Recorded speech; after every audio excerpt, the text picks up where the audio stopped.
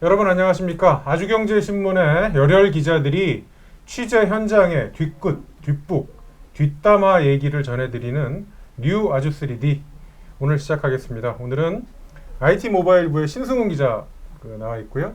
네, 안녕하십니까. 네. 신성입니다.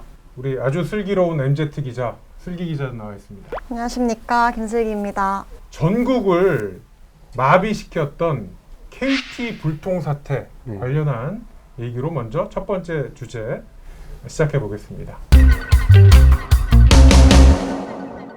네, 신성훈 기자. 네. 먼저 KT 불통 사태 네. 언제 어떻게 일어난지 좀 간단한 개요부터 좀 설명해 주시죠. 네, 지난달 25일 11시 16분부터 12시 45분까지 85분 동안 KT망이 마비가 된 건데요. 이때가 이제 점심시간이다 보니까 소상공인 피해가 되게 많았고 직장인들도 이제 점심시간에 결제를 못하는 사고도 되게 많이 발생했습니다. 그때 원인을 이제 보니까 라우팅 설정 오류라고 해서 KT 협력사 직원이 그 마지막에 엑시트란 명령어를 누락했다고 합니다. 그래서 그 누락이 되면서 이제 전국망이 마비가 된 거죠. 그게 처음에 발생한 게 부산에서 발생했다고 하던데요. 아, 네. 이제 부산 KT A급 국사에서 이제 C급 국사로 이제 네트워크 경로를 설정하는 과정에서 이 일이 발생했고, 이게 라우터가 한번 오류가 나면은 전국적으로 다 연결되어 있기 때문에 이게 한 번에 다 마비가 된 것입니다. 근데 이게 처음에는 네. 디도스 공격 그래가지고 무슨 뭐 북한의 테러 아니면 외부 세력의 인터넷 망 공격으로 이게 벌어졌다. 처음에 KT가 그렇게 발표를 했어요. 네, 처음에 이제 원인을 봤는데 이제 트래픽이 과도하게 잡히다 보니까 KT에서는 디도스 오류가 아닐까라고 얘기를 했는데, 그런 과정에서 이제 일부 기자들한테 디도스일 거 추정하는 이제 공지가 나갔고, 그게 이제 배포가 되면서 언론에 이제 그렇게 디도스를 알려지게 된 겁니다. 그러면 그게 잘못 나간 건데 KT 네. 내부 분위기는 어땠나요? 과기정통부에서는 이제 디도스 오류가 아니라고, 디도스 오류가 없었다고 얘기해서 이제 그 다음 날에 이제 홍보실에서도 좀 난리가 났다고 합니다. 그래서 다들 이제 재택을 하다가 돌아오기도 하고. 특히 이제 KT 직원들은 다 KT 전화나 망 쓸 거 아니에요. 네. 그분들이 일을 제대로 못했겠네요. KT 직원 자체가 연락이 잘 안 되는 경우도 많았고, 저 확인을 해보려고 할 때도 12시 45분 그때 이후에서야 이제 연락이 좀 닿았습니다. 그러면 이제 KT 때문에 어쨌든 손해를 보신 소상공인 분들이나 자영업자 분들이 있으실 텐데 보상에 대한 것 얘기가 나오나요? 기존 약관보다는 좀 이제 폭넓게 보상안을 마련했는데요. 이제 개인 이제 통신 이용하는 사람한테는 월 1,000원 정도 감면하고, 그리고 소상공인한테는 7,000원에서 8,000원 정도 수준인데, 이게 총액으로 하면은 350억에서 사실 400억 정도입니다. 근데 이제 KT 1년 매출이 24조고 분기로 치면 한 6조 정도 되는데, 이에 비해서는 좀 많이 크게 못 미친다는 좀 지적이 있습니다. 그러니까 실제로 자영업자들 같은 경우에 피해가 엄청 크거든요. 점심 먹으러 온 사람들이 아예 결제가 안 되니까 그냥 나가버린 경우도 있었을 텐데. 네, 이제 이걸 더 넓힐 수 없는 이유가 이제 주주 회사이기 때문에 주주의 이익을 좀 고려를 해야 되거든요. 그러니까 이사회 의결도 받아야 하고, 이게 너무 많이 보상을 하게 되면은 좀 배임 문제도 걸려 있다고 합니다. 그러면 뭐 1,000원, 7,000원이라는 액수는 어떤 기준으로 마련이 된 거예요? 이제 89분 동안 피해를 발생했는데 이제 89분에서 10배를 곱한 겁니다. 그래서 총 900분을 해서 15시간 기준으로 하면은 그게 1,000원이 나오는 겁니다. 그럼 그게 이제 이번 달 11월분이 아니라 12월분 네. 요금에서 개인 같은 저 같은 경우에 1,000원을 빼주는 거예요? 네, 자동으로 감면이 됩니다. 자, 근데 이 부분에서 되게 흥미로웠던 부분이 스타벅스도 KT 고객으로 알고 있는데 네. 스타벅스는 문제가 없었다. 네. 이건 왜 그런 거예요? 스타벅스 같은 경우에는 이제 망을 다원화한다고 얘기를 하는데, 기본적으로 KT 망을 쓰더라도 KT 망이 막히면 에듀 플러스 망, 그 다음에 에듀 플러스 망이 막히면 SKT 망을 쓰게끔 이렇게 3중화를 해놓은 겁니다. 또 그 베스킨라빈스나 파리바게트 운영한 SPC도 이제 망 3중화로 이제 피해가 아예 없었다고 합니다. 그럼 그런 큰 기업들은 비용이 많이 들더라도 그렇게 할 수가 있는데 중소자영업자들은 그게 힘들잖아요. 근데 네. 그 비용 차이가 큰가요? 이제 백업망 비용은 LG 플러스 같은 경우 요금제를 내서 기존에 주로 쓰는 망 이외에 백업망 요금은 조금 싸지만 이제 KT랑 SKT는 아예 요금제 자체가 없거든요. 그렇기 때문에 실제로 망을 이제 주 망을 또 구축을 하려면 비용이 좀 많이 듭니다. 이거 같은 경우에는 정부 차원에서 그 중소자영업자 보호하기 위한 삼중망 네. 그런 제도를 좀 지원할 수 있는 여러 가지 제도적인 장치를 좀 네. 마련할 필요가 있지 않나 이런 네. 생각도 들고요. 사건 이후에 이제 KT가 약관을 개정하겠다고 했잖아요. 네. 그거는 어떤 식으로 지금 진행되고 있나요? 네, 먼저 약관 개정 절차는 이통 3사와 방통위가 협의를 거치게 되는데요. 그 다음에 이제 이통사에서 과기정통부에 신고를 하게 되면 약관이 개정하게 됩니다. 그래서 지금 협의 중이고 이제 11월 내에 이제 그 개정안을 내놓는다고 하거든요. 근데 기존 약관 같은 경우에 보면은 이제 하루 3시간 불통이거나 한 달 누적 6시간이면은 이제 그게 기준이 되거든, 약관이 기준이 되는데 이게 지금 20년 전에 만들어진 약관입니다. 그래서 그 당시에는 2G 시절이었기 때문에 지금은 이제 5G 시절이라 이제 지금 현 시점과 맞지도 않아서 이거를 좀 뭐 예를 들어서 뭐 불통 시간이 뭐 1분이던가 뭐 10분만 되더라도 보상할 수 있도록 약관을 좀 개정하려는 움직임이 있습니다. 이 약관이라는 게 사실은 소비자와 그 회사 간의 계약서이기 때문에 네. 회사가 바꿔야 되겠다 이런 차원을 떠나서 소비자들도 좀 더 강력하게 네. 뭐 그 항의를 하고 네. 어필을 좀 해야 되지 않을까 네. 그런 생각도 드네요. 네, 맞습니다. 네, 두 번째 주제는요. 지난주에 저희가 한번 다뤘었고 오늘 또 한 번 더 다루는 주제인데요.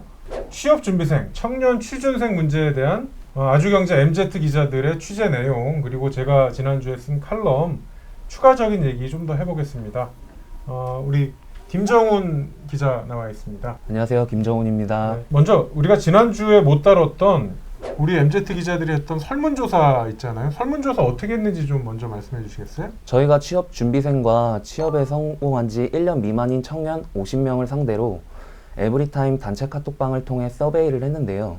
조사는 3일 동안 진행됐고 조사 방식은 구글 폼을 이용했습니다.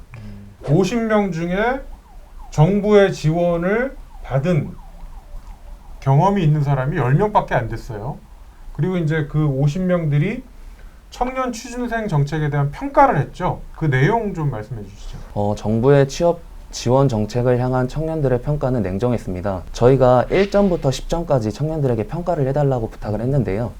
평균 4.62점이 나왔고 낙제점이었습니다. 제일 낮은 점수는 1점이었는데 이용하지 않아서 개인적으로 내가 취업할 때 도움받는 게 없어서 소득 분위로 인한 이용 제한 이런 이유가 있었고요. 가장 높은 점수로는 10점이었는데 스터디 카페 독서실 비용이 부담이 됐는데 부담을 덜었다. 뭐 한 번 더 나의 취업 상황을 알게 됐다. 뭐 이런 답이 있었습니다. 김슬기 기자 같은 경우에는 객관식 항목 아니고 진짜 그야말로 청년 취준생들의 생생한 목소리를 듣는 그런 주관식 항목 취재 많이 했죠. 네, 맞습니다. 어떤 얘기들이 나왔어요? 모른다. 홍보가 제대로 안 된다 뿐만 아니라 이게 이제 문과생에겐 도움이 안 된다. 그리고 이게 미래지향적인 정책이 아니고 단순히 일자리가 나쁜데도 취업 상황을 수치를 좋게 하기 위해서 그냥 취업시키기에 급급하다. 이런 내용들이 많았습니다. 그리고 뭐 청와대 얘기도 나오고 그랬다면서요. 네네. 한 청년은 청와대 일자리 전광판을 고물상에 팔아먹었냐라고까지 좀 강하게 항의하는 청년도 있었습니다. 여러분들이 불과 몇 달 전까지만 해도 취준생이었잖아요. 취업을 해서 취준생을 취재를 하니까 어떤 생각이 드시던가요? 먼저 우리 김정훈 기자. 지금 생각해보면 취업 준비 기간에 토익이나 자격증 같은 거 하나 더 준비했지 이런 정책에 대해서는 좀 더 알아보지 않았던 것 같습니다. 뭐 예를 들어서 마이 스윗 인터뷰라고 면접 정장을 대여해주는 서비스가 있는데요. 이거 같은 경우는 간단하게 제가 면접을 인증할 수만 있으면 일정 기간에 그 면접 복장을 무료로 대여해주는 제도입니다. 그걸 알았으면은 거기 이용했을 것 같죠? 예, 당시에 제가 이걸 몰라서 전날 급하게 동대문에서 면접 복장을 샀던 기억이 있습니다. 저는 설문 답변 중에서 좀 와닿았던 게 소득 분위에 대한 얘기였습니다. 지원받는 대상에 대한 기준이 중위소득이다 보니까 청년들이 중위소득을 모르는 경우도 있지만 이게 중위소득을 넘어서는 청년들도 사실은 취업 지원이 필요한 경우가 있거든요. 왜냐하면 경제적으로 부모님께 빨리 독립하는 것이 또 요즘 청년들의 추세이고 부모님과 뭐 사이가 좋지 않다거나 그런 각자의 개인적인 사정이 있는데 정부가 거기까지 세세히 고려하지 못한다는 아쉬움이 있습니다. 저는 이번 취재 여러분들과 함께하면서 굉장히 놀랐던 게 MZ세대들은 정보라든가 여러 가지 국가 지원이라든가 여러 가지 정책에 대해서 굉장히 잘 알고 그거를 알뜰하게 다 받을 줄 알았거든요. 근데 실제로 받은 사람들이 그렇게 많지 않다는 걸 보면서 이 청년들한테도 홍보를 제대로 하는 게 중요하겠다. 국가 정책을. 그런 생각을 참 많이 하게 됐어요. 네, 맞습니다. 이재명, 윤석열 두 거대 여야 정당의 후보들이 확정이 됐죠. 근데 두 후보들이 사뭇 다른 차이가 좀 있는 지점이 어디냐? 이게 바로 백브리핑에서 차이가 난다고 합니다. 이 얘기 나눠보도록 하겠습니다. 보통 백브리핑이라고 하면 백불 하는데요. 네. 카메라가 쫙 돌아갈 때 이렇게 연단해서 브리핑하는 거는 공식 브리핑이고 그 이외에는 다 백불이라고 해요. 그렇죠? 요새는? 네. 근데 이재명 후보와 윤석열 후보가 백불에서 요즘에 차이를 많이 보인다. 먼저 윤석열 후보 어제 행사 다녀왔죠, 같이? 네, 어제 서울 코엑스에서 음. 그 전국 여성 대회가 열렸는데요. 여기에 윤석열 후보가 참석을 해서 축사를 했었습니다. 어제 같은 경우에 그 행사장 밖에 소위 말하는 입간판이 서 있어가지고 그 입간판을 배경으로 하고 백브리핑을 진행했습니다. 뭐 관계자가 한 질문 3개 정도만 해달라라고 기자들에게 권유를 했는데 3개가 넘어가도 질문을 더 받는 등 좀 더 적극적인 모습을 볼 수가 있었습니다. 워낙에 현안들이 복잡하고 이슈들이 많으니까 그 행사 주제와 걸맞지 않은 질문들도 많이 하는데 네. 어땠어요? 네, 어제도 동일한 모습이 반복됐습니다. 그래서 처음에 한 2개 정도는 이 행사의 취지나 혹은 행사의 특수성하고 관련된 질문이 나왔고 그 다음엔 현안 관련된 질문도 나왔습니다. 대부분 현안 관련된 질문이 나오면은 이제 질문을 받는 사람이 약간 불편해하는 기색도 있는데 윤 후보는 그래도 피하지 않고 다 답을 하는 모습을 볼 수가 있었습니다. 네, 저도 비슷하게 느꼈는데요. 한 매체에서 이제 윤 후보랑 김병준 현 국민대 명예교수와 만났다라는 단독 보도를 낸 적이 있는데 그거에 대해서 물어보는 것도 그냥 뭐 선거 얘기는 좀 허허허 하면서 네, 한번 본 건 맞습니다. 이렇게 너털웃음 지으면서 대답을 해주더라고요. 윤석열 후보가 이렇게 기자들에게 나름대로 백불을 하려고 하는 모습을 보이는데 사실 보면은 그 백불 자체의 내용이 그렇게 충실하거나 뭐 기사를 쓸 만한 내용이 있거나 이런 거는 별로 많지 않아 보여요. 예, 질문은 받긴 하는데 그렇다고 뭐 알맹이가 있는 답변이 나오지는 않았던 것 같습니다. 이미 나와 있던 사실에 대해서만 뭐 그건 맞는데 뭐 그 부분은 다음에 답하겠다라고 말하거나 뭐 이 자리에 맞는 질문을 더 해주셨으면 좋겠다. 뭐 이렇게 약간 알맹이 없는 답변을 반복하는 모습이 좀 많았습니다. 그런데 이제 반면에 이재명 후보 같은 경우에는 좀 백불에 대해서 요즘에 좀 단호박 그 모습을 좀 보였어요. 네, 맞습니다. 저희가 현장을 갈 때마다 기자들 사이에서 하는 말이 오늘은 질문 받을까? 이건데요. 그러니까 이재명 후보가 지난주쯤부터 이제 질문을 하는 기자들을 피해서 서둘러 다음 일정을 소화하려는 듯한 모습을 보이고 있습니다.